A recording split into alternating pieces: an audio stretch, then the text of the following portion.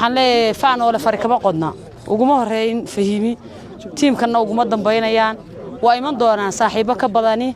dadka waa in loogu tagayo meeshoodii iyo gobolkoodii iyo in kaxayn doonta calanka nabadda iyo calanka Soomaaliland qaadi doonta oo aan anagu horkac u nahay gudoomiyaha baarlamaanka Jamhuuriyadda Soomaaliland golaha wasiirada baarlamaanka labada golaba waxaan ku salaamayaa iyo marti sharafta assalaamu calaykum waraxmatullaahi wabarakaatuh waxaan halkan u taaganahay soo dhaweynta saaxiibaday aanu shaqo wadaag ahayn golahaygiina kamid ah soo dhaweyntooda waan soo dhaweynayaa xilbaanada saaxiibadaya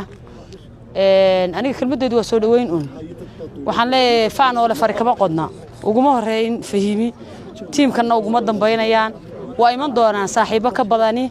dadka waa in loogu tagayo meeshoodii iyo gobolkoodii iyo in kaxayn doonta calanka nabadda iyo calanka Soomaaliland qaadi doonta oo aan anagu horkac u nahay waxaan rabaa waan ugu baaqayaa dumaashiyada ama abtiyaday bahasha inoo weyneeyay say u weyntahay markaan la joogno markay miidiyaha marayso ma xumidino dad fiican baatiin laakiin waxaad ka dhigtaan qarankan inaan u simanahay haddaad bahasha cafisku ka soo baxsada ereyga cafisku waxaa loo arkayaa inaan anagu cafis dadku joogo dambiilayaal nahay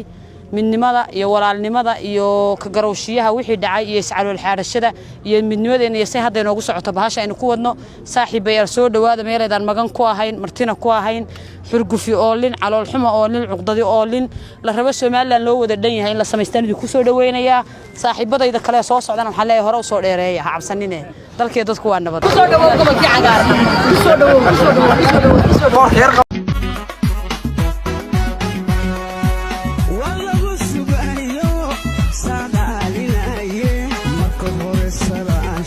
ربنا سيمك